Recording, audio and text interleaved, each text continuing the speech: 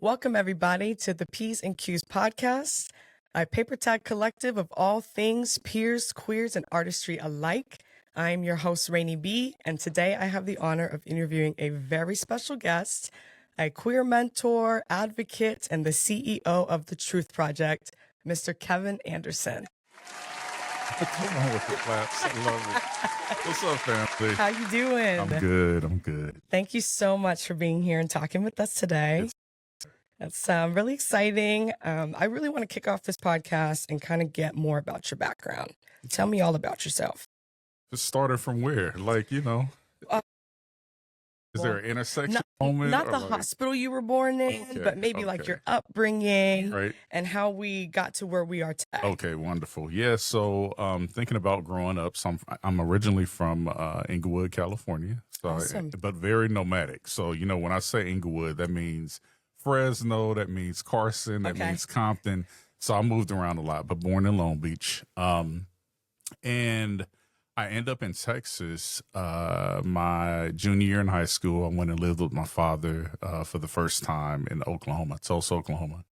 And that didn't pan out too well. So I was there for 6 months, my sophomore year. And then that summer going into my junior year, I moved to San Antonio because my mother had relocated back home, which is where she's originally from.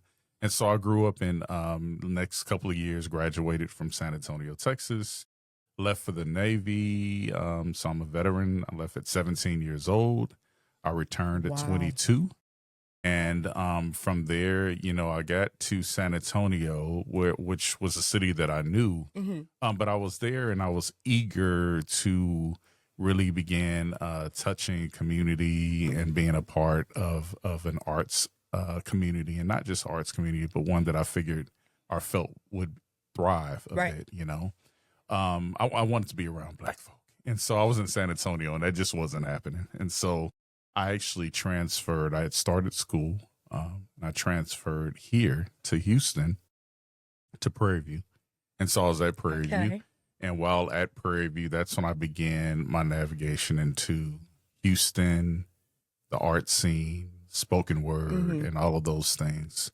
Quick shout out to Angie G, one of the hosts of a spot that I used to drive to on Wednesdays all the way from Prairie View into Midtown, Texas, in Midtown, Houston, just so I can be a part of that beginning for me.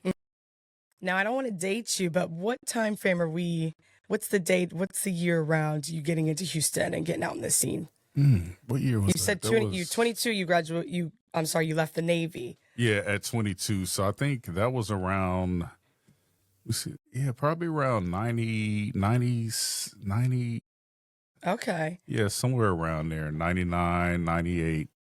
Yeah, somewhere around there. So this is 99, and then the Truth Project, was born. When did that come about? Oh, that was years later. Okay. Truth Project, and before you speak of Truth Project, you have to talk about Heart and Soul. Okay. So in 2009, and actually I'll go back, 2008, I was then on the scene a bit. I had come down on Wednesdays. I was inspired by a lot of what was happening. I was at one space in particular that was really popular at the time.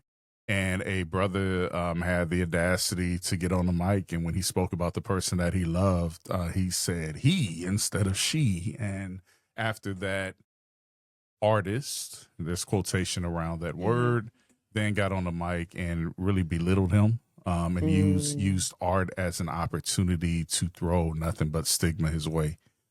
I stepped away from the art scene for probably about a good 6 months. I was pretty rattled by all that. Yeah, that's discouraging. Yeah, it was really discouraging. And at the time, I was, as a side job, I was bartending at a spot that was pretty popular. And Sundays were available at the space. And so, I don't use them as much, but I used to write down words heavily on Post-it. So I just wrote Heart and Soul. I think I had heard, I was listening to Heart and Soul radio driving somewhere one day, wrote it down, and it was February 2009. It was actually January when I approached that owner of that space and said, hey, I have this idea, this concept to create a non-discriminatory space. It wasn't necessarily queer. It wasn't LGBTQ plus center. We weren't even saying LGBTQ plus QIA plus, none of that then. But what I did know what was important to me is that I wanted to create a space where people felt welcomed, a space where discrimination was not going to be allowed and actually called out if it was seen or encountered. And so that happened in February 2009. And when I tell you, community immediately was attracted to the space. That's beautiful. I'm beautiful. thinking about our first night where we had, like over 120 folks there. And there was no sitting. There were like 15 chairs. Just to be there and be 2 in that hours space. standing up, listening to folks dance and poetry and all of these kind of things. And so that was the launch. That was the launch. And for a year, we were at that space. During that time, the space became heavily supported by the queer community. And also during that time, we took on, a bit of a multidisciplinary, which was not the norm for an open mic back then. Right. It was pretty much spoken word. We had Urban Souls Dance Company, Volume 2, that began dancing there at Heart and Soul and did for the next 2.5 years, every volume. It was at that space where I invited visual artists to come and paint live. It was at that space where I would exhibit visual artists' work, all of these things, because in my mind, as a creative, I'm like, well, if I want to see it, I'm just going to create it, you know? And so singing, all of these things happening in this space. I don't even think I was using the term multidisciplinary back then. I don't know if it was coined, but from there, what happened on that journey is that I really began hearing so many stories of individuals that were sharing for the first time stories of mothers that were in the middle of a divorce with their ex-husband and battling for the kids because she's now moving forward in her space as a same gender loving woman. Right. And stories of individuals that were living with HIV, disclosing HIV status for the first time on the mic, and folks talking about spousal abuse and same-sex relationships. And so, again, with the Post-it, I'm always writing down things, and I wrote the word truth. And it sat in front of me for a good couple of months. I didn't know what it was for, but then the acronym hit me out of nowhere: telling real, unapologetic truth through healing. And that's how the Truth Project launched. Wow. Yeah. And I even sat on that for a quick second, but I was like, so what is this? But what I did know is that space, I wanted to be intentional with ensuring that it was specifically for queer folks of color. And it was a safe space for us to continue, as we were doing at Heart and Soul, continuing to explore our narratives and have a space for sharing. Wow, that is beautiful. Thank you. Thank you for sharing that. That's the background, Boo. You got it. I'm here for it. And look, now I'm like, okay, this is all the things that I needed, all the things I wanted. I did want to ask, so me going to Heart and Soul and experiencing that, it is queer people of color. I always wondered, each time I've gone, how big is your Hispanic population? Because we're here in Houston, and I know it's a lot of Black identifying queer colored people. Yeah. But I don't oftentimes see too many Hispanics, and I just was wondering about that. Yeah, it's a smaller percentage. It's something I stay very conscious of and trying to figure out best ways to merge and ensure that, we're honoring the of color, because we could easily say, Black.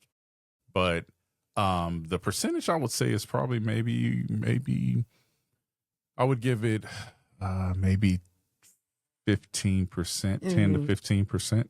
Because I always wondered that. I'm from Pittsburgh, Pennsylvania. I moved to Houston about almost 2 years ago, and the North is not as Black per se, but that wasn't like my shock factor coming down here. It was being in a predominantly Hispanic culture, and I had culture shock. Okay. And so me identifying as a queer woman, I'm like, this is almost unheard of for me. Yeah, so it was just, something that I took note of.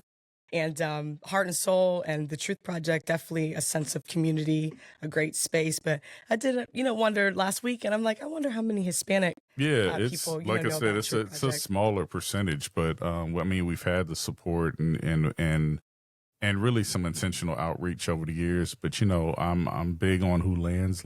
Right, right. And but I'm also big on collaborating and having conversations and Yes. shaking hands and meeting folks. I'm always wanting and desiring for the space to blend a little bit more, That is amazing. So I have a question for you. Okay.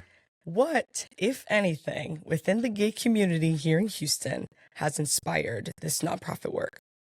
Yeah, so my beginnings professionally, my background's in public health, and so when we go back to that time when Heart and Soul was moving and thriving, and we're getting ready to move, and I had this idea about the Truth Project, I really did the concept of the Truth Project. Part of it for me was wanting to ensure that a space was also created where I could kind of blend the two of Right. public health and And you've done community. an excellent job. Thank you. Excellent I job. appreciate The that. resources that I've seen available to those with the public health here in Houston, I was on your website a few days ago, and just being able to access that.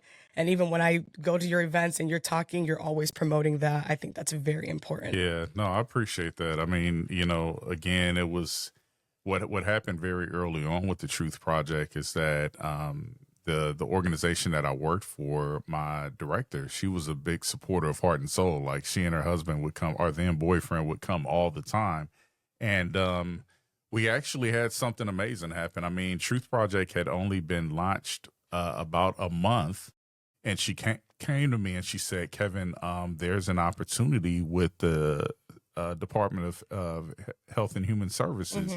They're looking for innovative work that is going to not only create ways for community to be a part of something joy-filled, but also introduce testing and people knowing their HIV and STI status and blah, blah, blah. And so we began writing that grant and we got it. So within the first quarter of the Truth Project, in its infantile stage, I had a very large grant that allowed me to really launch it at a capacity that I had never even imagined. I mean, literally our second installment, and we would have installments every 3 months. Okay. Our second installment, I brought down Marsha Ambrosius to the Arena Theater, to a room filled with a little over 1,000 people. And that was for World AIDS Day. And that was my second installment. Yeah. And so it was crazy. Like, it was not a part of the plan. But I say things happen the way that they're supposed to happen. Because it immediately pushed me in the direction of wanting to and needing to plan the Truth Project properly.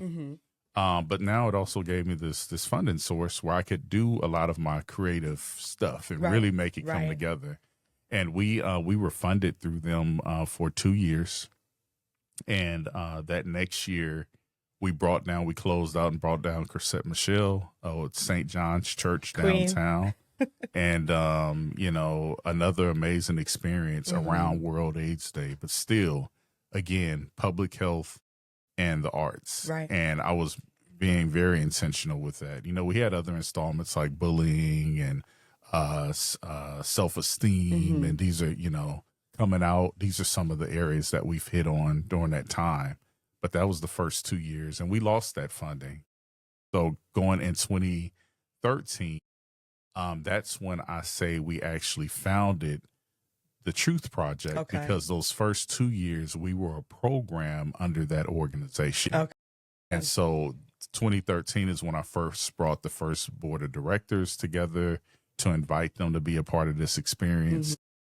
And, it was 2 more years. It was 2015 when we finally received our 501(c) tax exemption designation. So it's been a journey. It's definitely been a journey. That is amazing. That is amazing. And I think you should understand how beneficial and crucial and imperative doing that, having these types of platforms, because a lot of times people feel shame towards, their STD status and their health.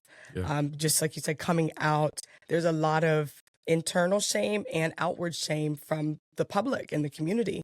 And you doing these events and having these resources and, like Chrisette Michelle, and it's like, okay, we can blend the public and we can blend, our safe space, and maybe we can come together and dismantle a lot of the hate, essentially. Right. I mean, all of this is around stigma dismantling and reduction, getting rid of it.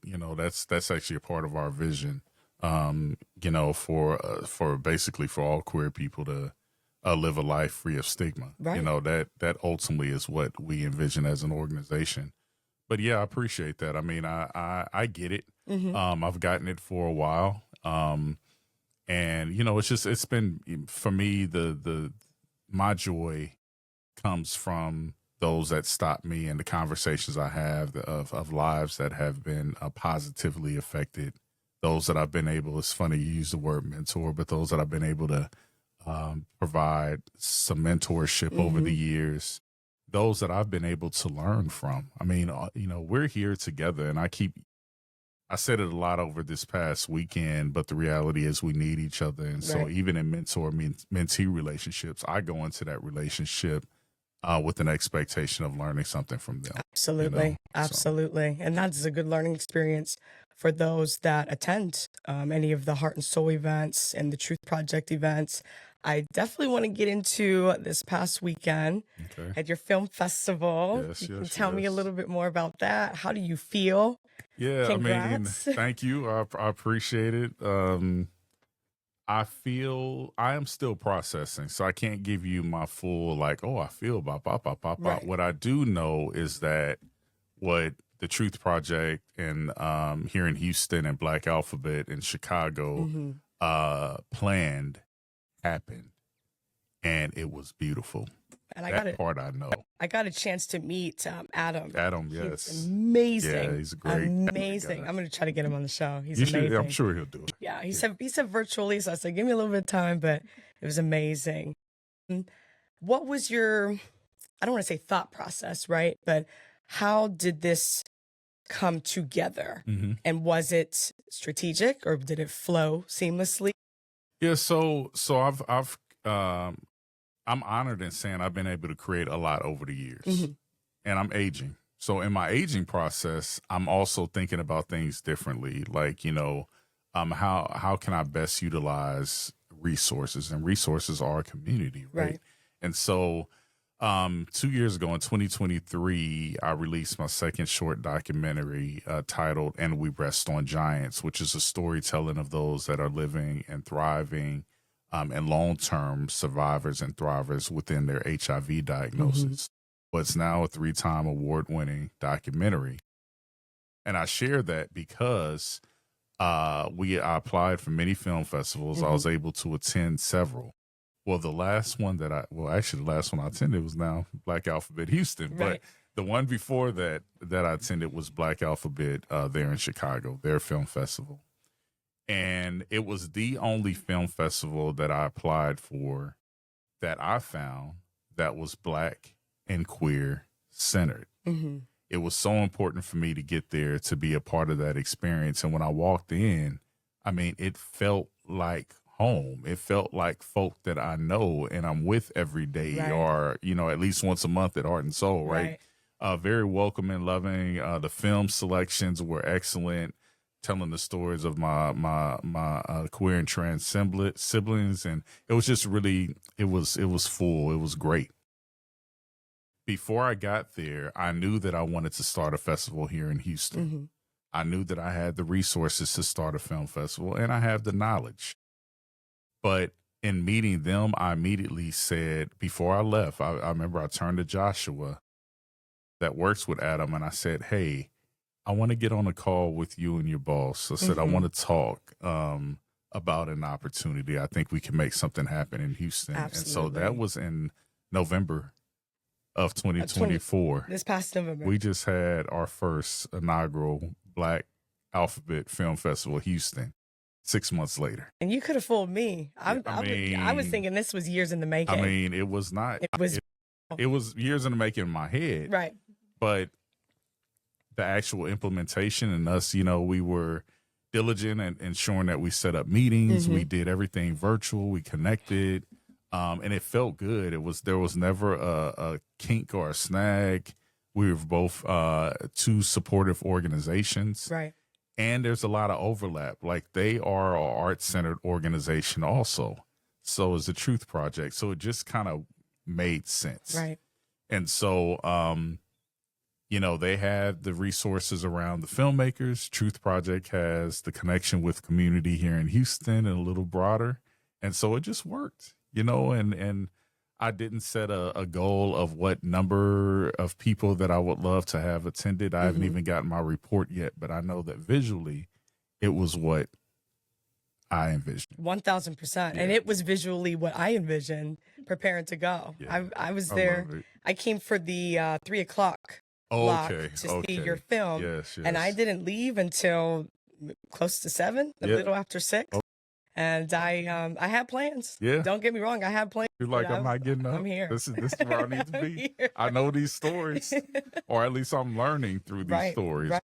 But part of me being there, and aside from really enjoying these films, it was another opportunity for me to learn, like you're saying. So exactly. I identify as a queer woman, but I can admit that I don't know everything, and I can be biased, and I want to learn. Right. And so the films, I'm like, you don't know how many times I'm like, I had what the hell? Right. And I think I know, and I'm okay with being like, now I'm changing my trajectory, how I'm thinking, how I'm seeing things. Well, I'm so happy you shared that, because I know Joshua, Adam, and myself, I mean, we took, within that 6 months, we really took time to curate a list of films that were that told different narratives throughout our community. Right. And, I'm happy that you share that, because, that's exactly what we wanted, for people to have aha moments. Even our block that was focused around HIV and other health disparities, we were intentional in making sure that stories of Black women were told, Black men, Hispanic individuals living with. And so, so I'm really happy to hear that. Okay. Yeah. Okay. So that means we did something. So I want to then let's focus on your film. Okay. Beautiful. Thank you. Beautiful. I'm crying. I'm happy. I'm like, not so much, I don't want to say annoyed, but almost a sense of you just want to hug them. Yeah. Every person that spoke on that film, I'm like, just give me a big hug. How did you execute that? Well, first of all, huge shout out to J. Clark Films. I mean, because when I was preparing for my first documentary, I was really intentional on wanting to find a Black queer male filmmaker. Okay. And at that time, because that project that I was working on was centered around men and masculine identified folk, right? Well, from there, I learned a lot through that film process. But when I prepared for the second, now I already had my filmmaker, and now we're stuck at the hip. I mean, we've worked on several projects since then. And then it was the idea of trust. And so everyone that's a part of And We Rest on Giants, our friends or colleagues or folks that I have learned from over the years, that I asked to come and be a part of this experience. I asked them to trust me. I didn't give them any idea of what to expect. I wrote nothing down intentionally. I asked them to sit down and trust me. When you say wrote nothing down, this is script? No, it's not scripted. Or not script. I didn't give them any. I gave them no indication of what to expect. They had no idea. I did, but they didn't. Yeah. Wow. But they trust Kevin Anderson. So they showed up and we sat down and we began. So it was important for me to have an organic experience like that, because because they trust me, I knew the trust took away the nerves. Okay. A script or questions would have built some anxiety. Right. didn't want that. Right. So that authenticity. exactly. Yes, absolutely. And so we began talking, and in that conversation, like I said, we've made official selection to 21 film festivals, and of those, no, 19, I'm sorry. Okay. 19 film festivals, internationally, also in Canada.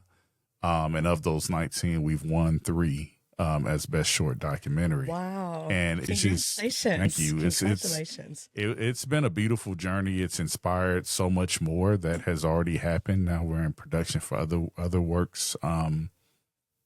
But storytelling is the center of our survival. Mm-hmm. It's the center of our ability to grow and to not feel isolated and to not feel alone. Right. Like, we have to hear other folks' stories, because often we think we the only ones going through this. Yeah. You know what I'm saying? And that may All just the simply time. not be the case. Absolutely. And actually, not even simply, it's not the case. Yes. We all have lived experiences. And so hearing the narrative of others, I've done it for a long time, created spaces, but I didn't really recognize the spaces as such.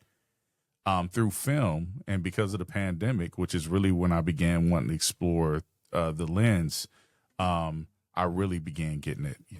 Yeah. So. And the participants in your film and your documentary, have they been able to tell you how it has affected them now that they've completed it and you're winning awards? Yeah, no, I mean, we've all been able to kind of do a little traveling together. Okay. Other festivals, like I shared, we've gone to, and yes, we've done panel discussions, and we've had virtual things that have happened. So every time they express, because that's always a question I have for them about, this time, how does it feel this time watching a film?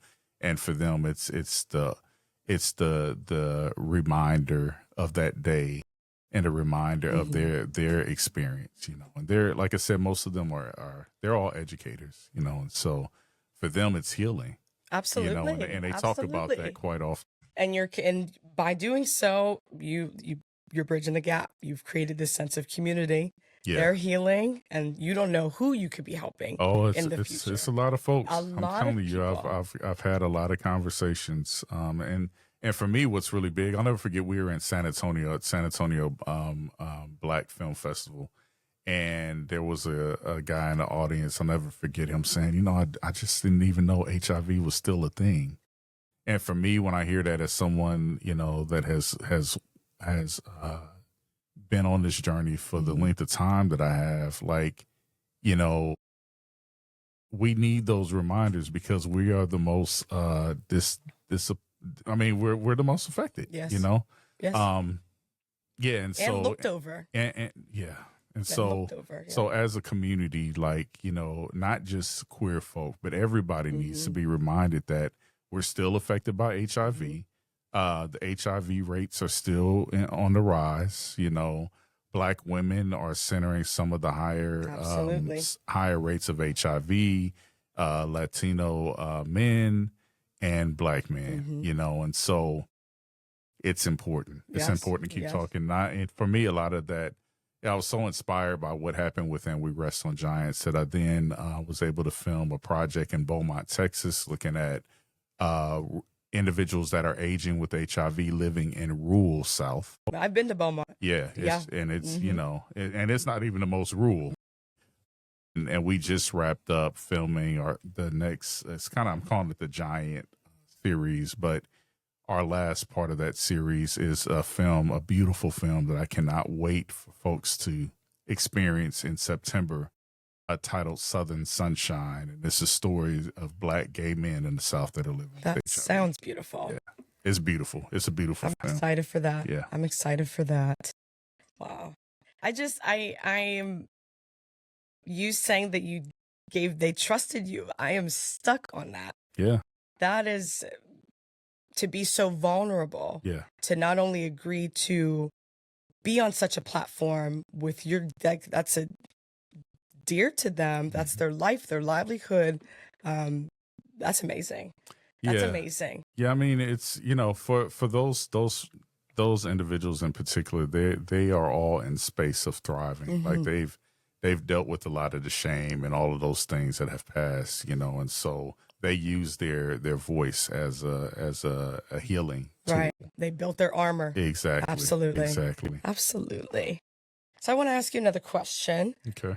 We'll take a break from the film for a second, but just generally speaking, what are some of the best ways that you handle criticism as a queer artist and working in a nonprofit for those outside of the community? Yeah, so I've always received it in some form or fashion that'll show up. But for the longest, and I credit myself of not being in this space anymore. But for the longest, I was really on my own island. Because I was on my island, I didn't have to deal with anybody else's stuff, basically. This is how you are, like by choice. It's how I functioned for many years. Like I chose not to deal with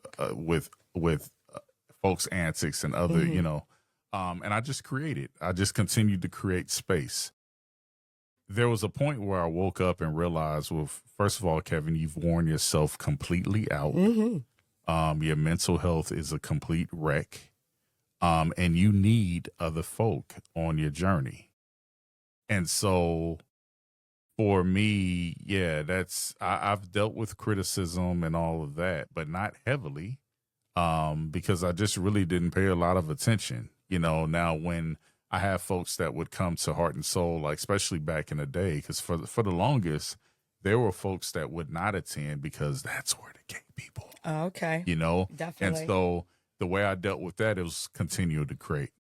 Volume 10 turned into volume 23 and 23 turned into 47 and so on. Now we're at 137. Right. So, that was part of my response then, was to ensure that our voice continues to be our resistance against those that don't, that want to speak against us. And now I really don't, I don't deal with or I don't even recognize if it's happening, a lot of discrimination or any of those things around me. I am starting to understand that this space really truly is resistance. And I think within that, it's building its own armor, and it has built already most of it. So it's safe to say the criticism fires you up. Essentially keeps you going. Yeah, I mean, if I get it, it deflects. I mean, I had somebody come in, Heart and Soul, I'll never forget. It was probably 2 years in. He walked in, and I could hear him all the way in the back, and I didn't know all these punks was in here. I'll never forget that.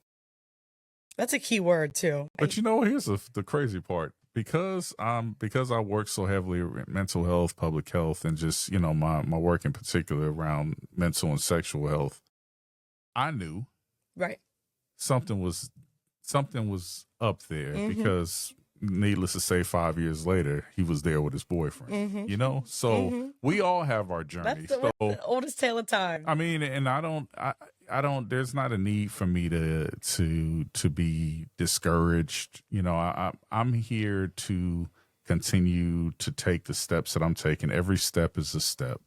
And on that journey, it allows other people to take their steps. Absolutely. And we're doing it together, even if we don't know each other. Absolutely. So it happens. That's good to know. But you saying that, him coming in, and you're able to, you were able to take an annoyance at the time, disruptive behavior, and show kindness immediately. Yeah. And even to the audience. Created a safe space, There was probably about a little under 200 people there that night. And I just remember saying, what did I say? It was some kind of apology, but it was comical, and I kept on moving. You're good at that. You are really good at that. Just going with the flow. Yeah, you're known to. I've noticed you'll pull people out of the crowd. It's anybody who maybe it's you always ask if it's the first time, which I love. Because that's just breaking the ice. I was nervous, and I'm next to Dom. I'm like, what's he gonna do? What's going on? Yeah. Now I'm like, I was gonna get you at one point, because I looked at you over there. But I mean, that's so. Isn't that who we are as people? Like, very true. Yeah, we are a community. That's community that I love being positioned to allow space for folk to be heard, seen, and to be a part. Like the sister that I pulled up to do the breathing. I didn't know if that was any of her background, but I knew she knew how to breathe. And it worked. So why not? Yeah. And that's just something I've It's another one of those organic things, you know. So outside of the physical safe space of the events, coordinating community, working within the community, how does or how has social media impacted your work? Because that's it's a whole. So when I was talking about in 2009, when we had the first Heart and Soul, we didn't have social media. Like if it existed, it was only on college campuses, like Facebook, maybe, right, and Black gay chat and hookup apps, and that, those things were coming to be, right. But now we do, and we have a great media manager, Cassius Clay. He came in and really shout out to Cassius, because he came in and just really taught me, again, very important to me in relationship, that we're learning from each other, but he taught me some things.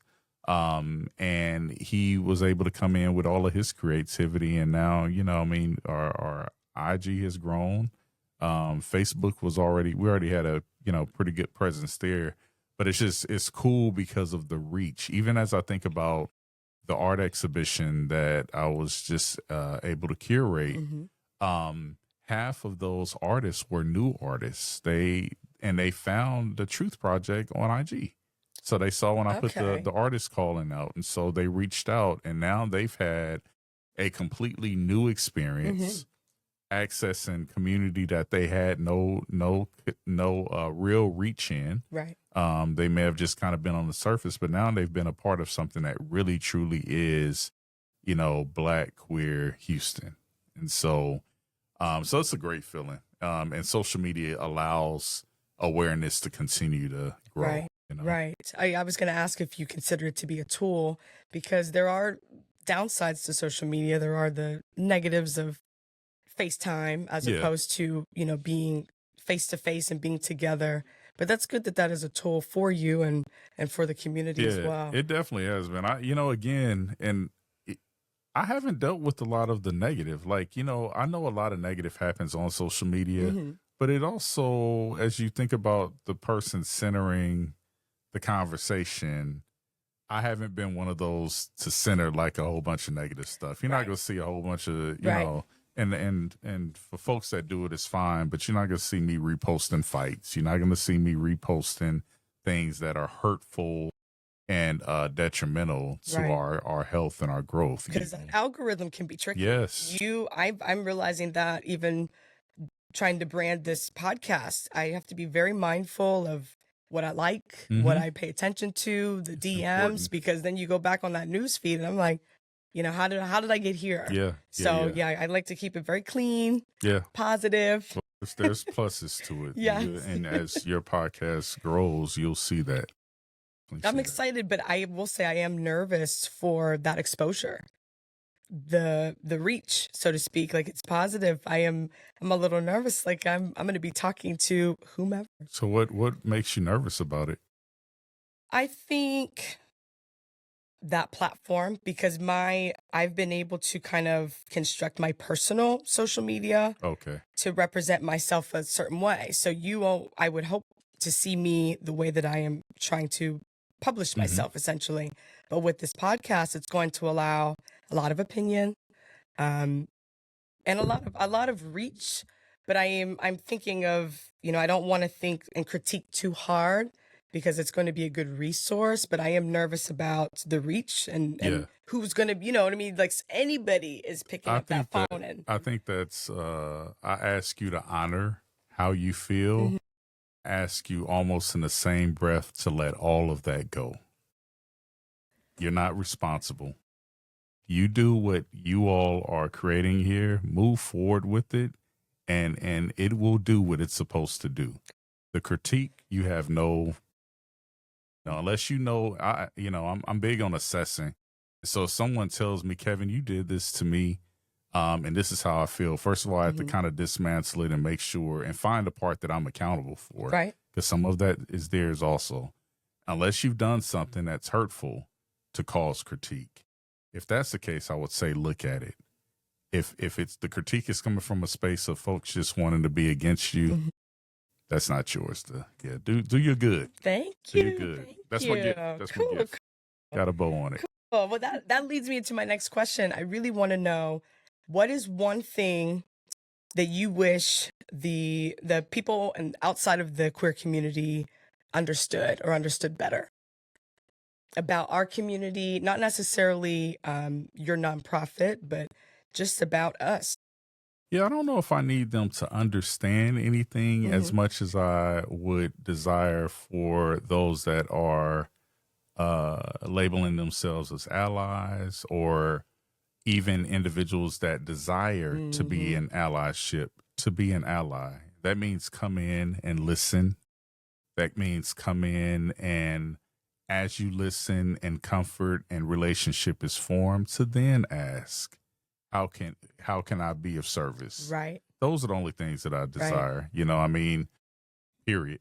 We have a lot of allies that come to everything that I've created, and a lot of allies that have been really instrumental in some of the growth that's happened over the years.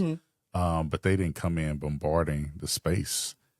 First of all, I would give them a side eye if they did that. But, as long as they're coming in and there's some willingness to just be a part of experience. Right. Right. I think I spoke of a brother that was there the other night at Heart and Soul, that I remember him that way, and absolutely. his story always stands out to me because he came vulnerable to an audition and said, "Hey, I'm here because I haven't always treated queer folks right, and I'm ready to treat folks right." Absolutely. Yeah. So, and that was a really cool part of the night, because I don't think I've ever experienced that, where someone openly said, I used to think X, Y, and Z. And it's comforting. And he's from New York, so he comes with that whole, Yes, the accent was thick. The accent was there.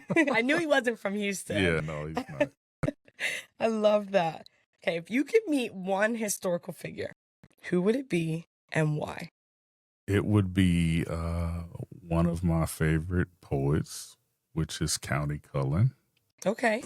I would want to meet him because, one, I want to hear what his dialect sounds like, because I only get to read his work, but I don't know what he sounds like. And so I would want to meet him for that reason. And I would just want to chop it up with him, being from the islands and being queer and being, a writer. I want to learn more about him. So he would be the first person I would think of. And the other would probably, well, you only asked for one, so I'm just giving you give me one. another one. Who else would I want to let me see. I would say more than likely, well, she's still living. So I guess that means I'm just a fan of Jill Scott. So I just want to chill with Jill, Love Jilly from Philly. Yeah, so I'm just a fan. Here. I'm a fan. So everybody's favorite auntie. She's always, I just love her, her energy, and I just want to be around her. So. I would love for there to be a Jill Scott concert. I follow her on the Instagram. I haven't seen anything coming up yet. I just had this conversation last week. Yeah, she hasn't talked about dropping anything in a little bit. So let's hope she comes to Houston. So, do you have any favorite queer-friendly spaces here in Houston, or event spaces that you enjoy or would recommend? Good question. Heart and Soul and Truth Project. Yeah, I mean, I honestly, because of being the founder and chief executive officer of an organization, and still because we're understaffed and growing, still being a part of a lot of the programming. I don't have a lot of time to go to a lot of stuff, but one thing that I do enjoy, a good friend of mine, Dexter Williams, he and his husband Keith, they have Dexter and Keith Presents, which is it's a space for those that are a little more mature. So I would say it's like that 28 plus. And I just made the cutoff. Oh, did you? I'm 29. Oh, well, you're good. Good to go. Yeah, you're good. You just made it. You're right. And so they have a space once a month that they host, and it's just it feels like love in there, and so they're having a white party coming up. So I would say that's probably one of the main spaces. I enjoy some of the work that I'm currently doing under their new leadership over at Montrose Center. Okay. Like Avery, I've been enjoying that relationship building with her. What is the Montrose Center? Montrose Center. So they're like one of the oldest, or no, not oldest, but one of the largest queer LGBTQ centers in Texas, I believe. Okay. But they offer a lot of services there, but they also have a community center. I have not always felt connected with that space, but under her leadership, I'm enjoying exploring the space more. Cool. I'll have to check that out. I just recently moved to Montrose area. Oh, okay. So I've been trying to get out. When I first moved here, I was all the way up in Jersey Village. Wow. Yeah. By myself, no community. Yeah. And I moved to Montrose and I'm like, okay, I'm in the right space. Definitely. So this is Pride Month. That's kicking off the right way. Do you have any Pride Month recommendations, things to do, events coming up, or where can we direct people to go for the month of June here in Houston? Just throughout the city? Mm-hmm. Yeah, I mean, the parade is always a good time if you're newer to parades and, want to experience a whole bunch of people. They have a festival. So that's 365, Pride Houston 365. So they're going to have a good time at the end of the month. And I know Outsmart Magazine just released like this list of things that are happening in the city. Okay. I know for us, we'll have Feel My Pride on June the 20th, which will be an open mic space. And let me see. Yeah, I don't know a lot of other events. I know we're at the library. The library is doing some things for queer folks. It's I feel like so the month becomes really saturated, right? Right. Yeah, and so and then again, this is the part that we haven't talked about in this podcast, but I'm pretty introverted. Okay. So when I have downtime, I enjoy being home. Yeah. Yes, I don't get out that much. Unless it's something that I'm creating, I'm right there with you. I like to be out, but I haven't been to the parade. It's more so a lot going on. Yes, but it's last year I was the 2024 male identifying Grand Marshal last year. And so that was like my second parade ever. But I ever in life. Ever. Wow. And it was I have a new I get it now. Mm-hmm. Like it felt well, and of course, being a Grand Marshal, of course it felt through my lens, it was amazing, right? But it was the love. It was like seeing the people. It was seeing the people on the sidelines and everybody that came out to support my accomplishment on that day. So I recommend the parade or the festival because it's a good time. I'll have to check it out. So we're gonna wrap up soon. I really want to know, what is one thing or the most impactful thing out of this episode that you would like the viewers to take away? Impactful thing in this episode that we discussed. What is one thing that you would like the viewers to take away from this?